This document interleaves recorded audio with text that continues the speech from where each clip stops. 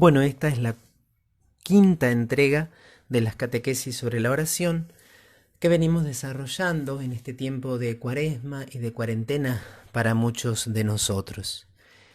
Estuvimos ayer contemplándolo a Jesús como modelo de orante, tratando de entrar en ese misterio que es el diálogo eterno que Él tiene con el Padre, pero que se ha hecho diálogo temporal cuando Él, al hacerse hombre, asume también el tiempo y el espacio. Jesús, verdadero hombre, realiza en su humanidad ese diálogo eterno en el tiempo. Pero no solamente Jesús nos dio un buen ejemplo de oración, Jesús también enseñó explícitamente a orar. Así nos lo dice el catecismo. El camino teologal de nuestra oración es su propia oración al Padre, pero el Evangelio nos entrega una enseñanza explícita. Y fíjense qué hermoso, como un pedagogo, Jesús nos toma donde estamos y progresivamente nos conduce al Padre. Va a buscarnos allí donde nos encontramos. Lo hizo con sus contemporáneos y lo hace también con nosotros, pero no nos deja donde estamos. Nos lleva allí de donde Él viene, de donde Él procede. Dirigiéndose a las multitudes que lo siguen, Jesús comienza con lo que ellas ya saben de la oración en la antigua alianza y las prepara para la novedad del reino que está viniendo. Jesús no rechaza nada de todo lo bueno, positivo y valioso que había en el Antiguo Testamento. De hecho, ya vimos ayer cómo Jesús oró con los salmos y cómo Jesús no rechazó, no desdeñó las expresiones cultuales del pueblo, aunque luego las purificó y las llevó a su plenitud. Yo no he venido a abolir, sino a dar cumplimiento. Esta palabra se cumple una y otra vez en su existencia. Y si Jesús después, dice el catecismo, les revela en parábolas esa novedad del reino. A los discípulos, que deberán ser los pedagogos de la oración de su iglesia, les hablará con más claridad aún del Padre y del Espíritu Santo. Entonces vamos a comenzar en primer lugar por el Sermón de la Montaña. Allí Jesús insiste en la conversión del corazón. Quiere decir que una de las claves esenciales para la oración que Él nos quiere transmitir es tener un corazón puro. Y cuando decimos corazón puro, no estamos hablando solo de alguna disposición meramente espiritual. Jesús habla de la pureza en el amor tanto a Dios como sobre todo al prójimo. Por eso, el Sermón de la Montaña va a expresar de reiteradas maneras, de muchas maneras y en reiteradas ocasiones, la unión entre Dios y el prójimo. Por eso, antes de presentar una ofrenda en el altar, hay que reconciliarse con el hermano.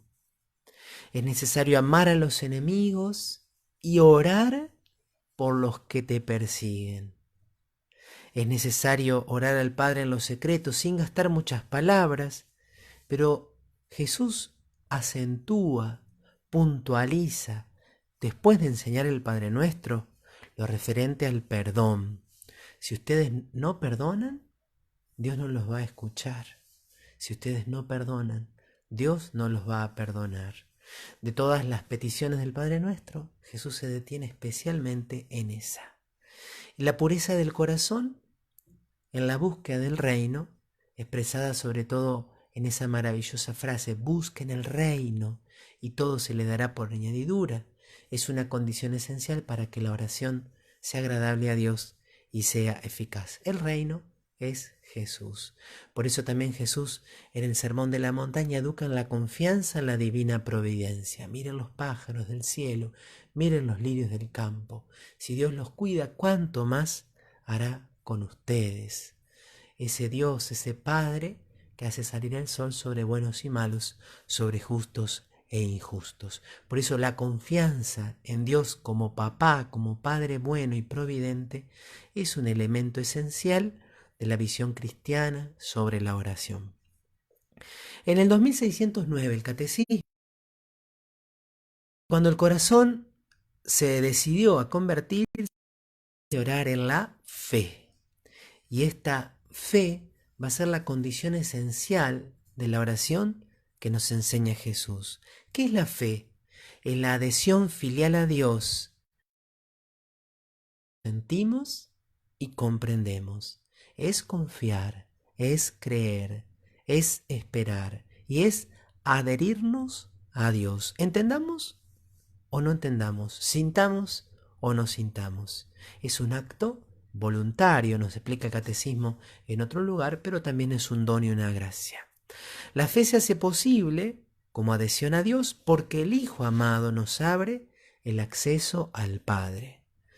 Este Hijo nos pide que busquemos y que llamemos porque Él es la puerta y el camino. Busquen y encontrarán, llamen y se les abrirá, pidan y se les dará. ¿Por qué podemos llamar a la puerta? Porque Jesús es la puerta. Acercándonos a Jesús, encontramos el acceso al Padre. Y del mismo modo que Jesús ora al Padre y le da gracias antes de recibir sus dones, nos enseña esa misma audacia filial que meditábamos ayer en la oración en Betania, también a nosotros.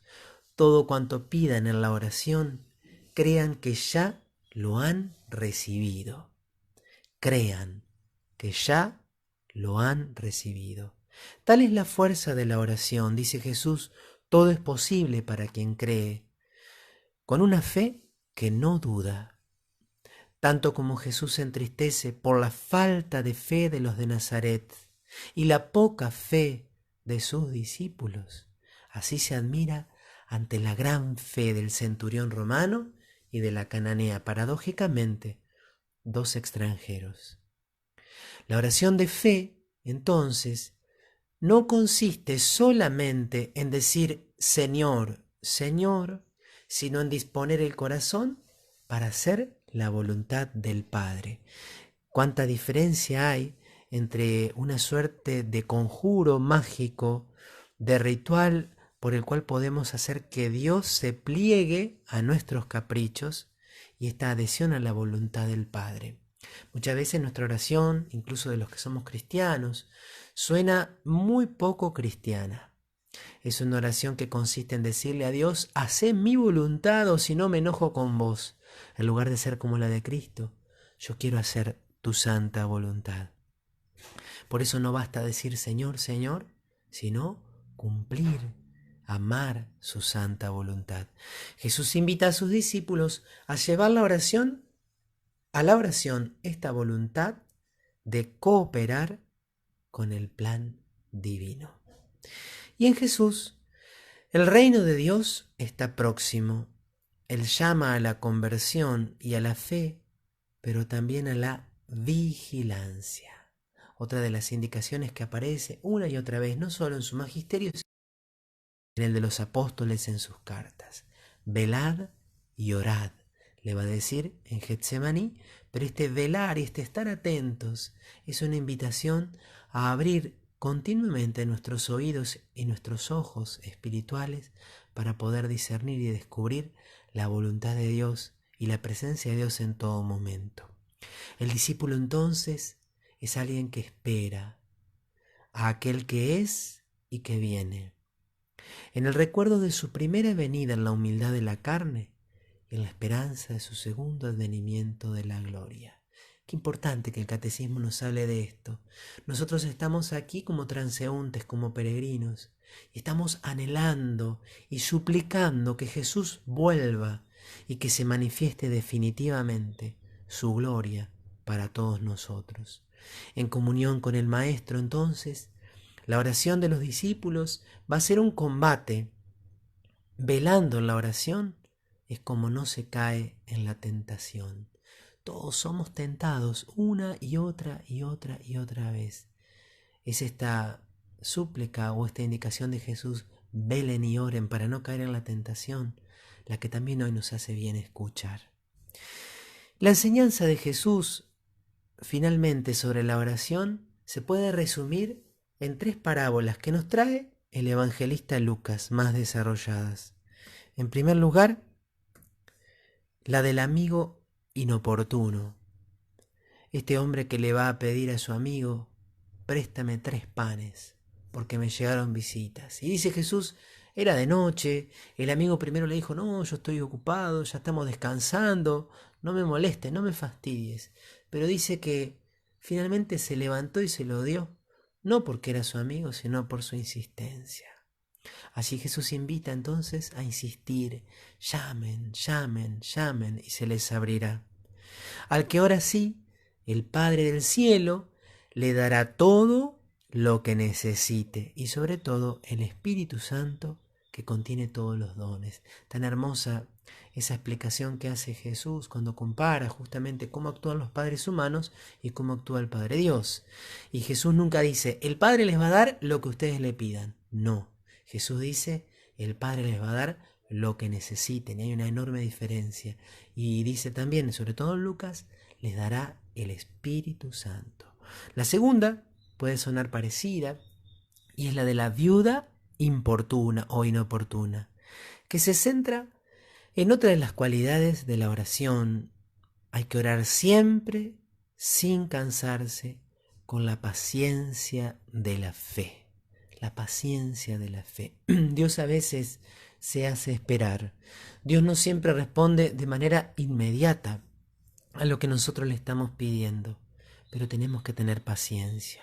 Paciencia en la fe. Y aquí el catecismo cita una frase que siempre nos llama a la reflexión, sobre todo en estos días.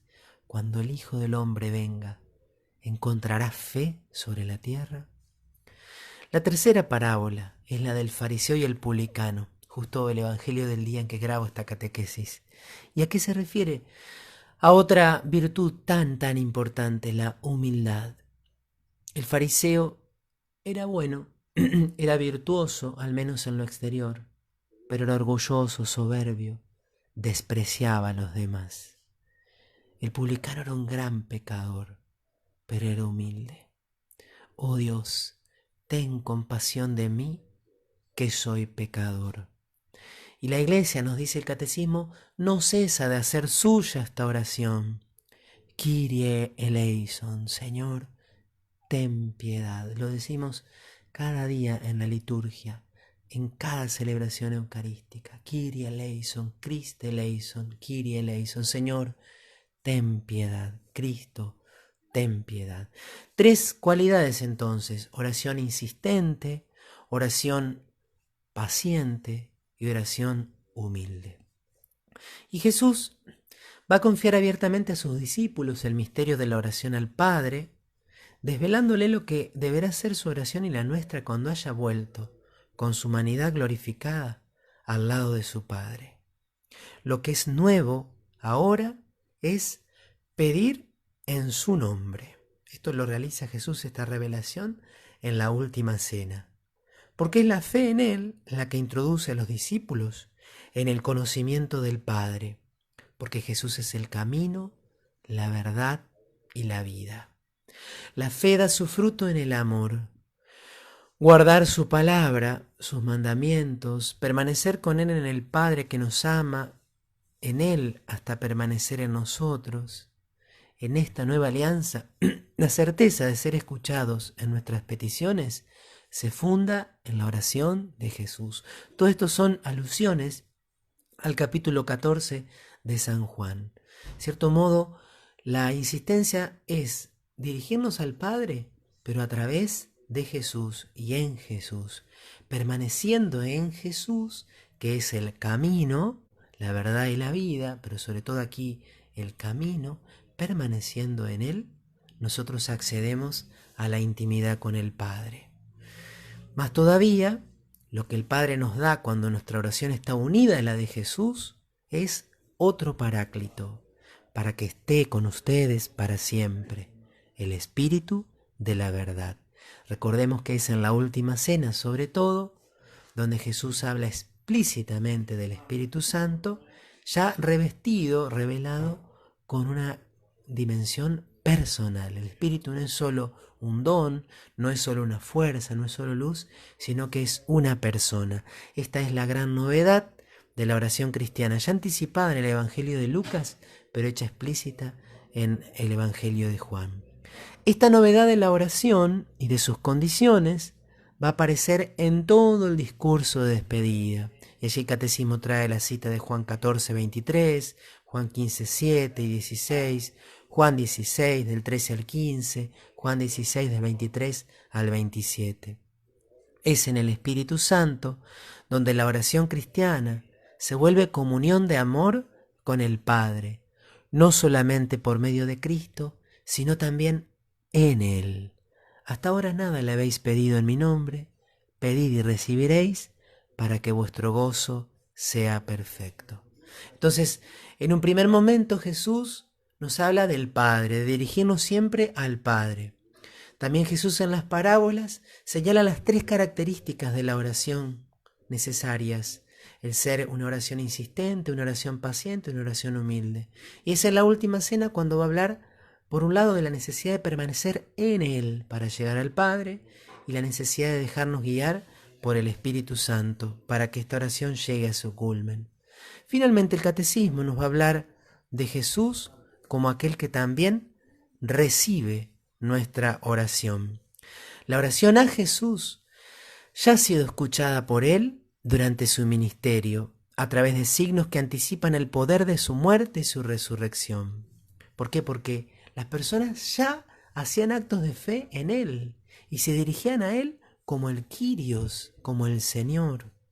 Pensemos en el leproso, pensemos en Jairo que pide por su hija, en la mujer cananea que también pide por su hija. Pensemos en esa conmovedora oración del buen ladrón: Jesús, acuérdate de mí cuando vuelvas en tu reino. También la oración se expresa muchas veces en el Nuevo Testamento a Jesús en silencio. Los portadores, por ejemplo, del paralítico, que no dijeron nada, pero bajaron a su amigo por el techo de la casa donde Jesús estaba. La oración de la hemorroísa, esta mujer que se acercó desde atrás y tocó los flecos de su mano. Son también las lágrimas y el perfume de la mujer pecadora que, sin decir nada, se acercó y ungió a Jesús y recibió el perdón de sus pecados. También podemos encontrar en el Nuevo Testamento oraciones bellísimas y que siguen tan necesarias y vigentes como la de los ciegos: ten piedad de nosotros, hijo de David, o la de Bartimeo: hijo de David, Jesús, ten compasión de mí. Oración que ha sido recogida en la tradición de la oración a Jesús: Señor Jesucristo, Hijo de Dios, ten piedad de mí, pecador. Sanando enfermedades o perdonando pecados, Jesús siempre responde a la plegaria que le suplica con fe: vete en paz, tu fe te ha salvado. San Agustín, cómo no él, resume admirablemente estas tres dimensiones de la oración de Jesús. Orat pro nobis ut sacerdos noster, orat in nobis ut caput nostrum, oratur a nobis ut Deus noster. Agnoscamus ergo et in illo voces nostras et voces eius in nobis. Ora por nosotros como sacerdote nuestro, ora en nosotros como cabeza nuestra. A Él se dirige nuestra oración como a nuestro Dios. Reconozcamos, por tanto, en Él nuestras voces y la voz de Él en nosotros. El Catecismo termina este apartado sobre la revelación de la oración en el Nuevo Testamento analizando o haciéndonos pensar en la oración de la Virgen María. La oración de María se nos revela en la aurora de la plenitud de los tiempos, antes de la encarnación del Hijo de Dios y antes de la efusión del Espíritu Santo. Su oración coopera de manera única con el designio amoroso del Padre. En la Anunciación, para la concepción de Cristo, porque el diálogo de María con el ángel es oración. ¿Cómo puede ser esto? Y finalmente cuando dice: yo soy la esclava, hágase en mí, María ora y se entrega. Y también en Pentecostés María ora para la formación de la Iglesia, cuerpo de Cristo. En la fe de su humilde esclava, el don de Dios encuentra la acogida que esperaba desde el comienzo de los siglos. Dios anhelaba poder posar, poder derramarse, poder donarse en corazones humanos, y solamente con la llegada de María, ella que fue formada para cumplir esta maravillosa misión, Dios puede encontrar esa acogida que tanto anhelaba. La que el Omnipotente ha hecho llena de gracia, responde con la ofrenda de todo su ser. Fiat. Esta es la oración cristiana, ser todo de Él, ya que Él es todo nuestro. Por eso una oración cristiana necesariamente debe contener el fiat. Es el hágase de Jesús, el hágase de María. Y también el Evangelio nos revela cómo María ora e intercede en la fe. María ora en Caná, rogando a su hijo por las necesidades de un banquete de bodas, signo de otro banquete, el de las bodas del Cordero que da su cuerpo y su sangre a petición de la Iglesia, su esposa. Y en la hora de la nueva alianza, al pie de la cruz, María es escuchada como la mujer, la nueva Eva, la verdadera madre de los vivientes. En el texto de Caná, sobre todo, pero también apoyados en esta ratificación, cuando Jesús la vuelve a llamar mujer en la cruz, la Iglesia encuentra el fundamento de la intercesión de María, también ahora en el cielo. Por eso, el cántico de María, que nosotros llamamos Magnificat, es la primera palabra en latín, mi alma engrandece, mi alma glorifica al Señor, es a la vez el cántico de la Madre de Dios y el de la Iglesia, cántico de la hija de Sión y del nuevo pueblo de Dios, cántico de acción de gracias por la plenitud de gracias derramadas en la economía de la salvación, cántico de los pobres, cuya esperanza ha sido colmada con el cumplimiento de las promesas hechas a nuestros padres en favor de Abraham y su descendencia para siempre. María canta y en su canto resuenan las voces del Antiguo y del Nuevo Testamento. La gratitud, la alabanza, la certeza de la esperanza, la confianza en que Dios irá haciendo su obra. En este tiempo, no dejes de cantar el Magnificat, a pesar de las dificultades. Dios está obrando, Dios sigue obrando, Dios seguirá obrando. Que esta catequesis te pueda servir para acrecentar tu vida de oración y le encomendamos a María que nos ayude a perseverar en el amor y en la unión con Él.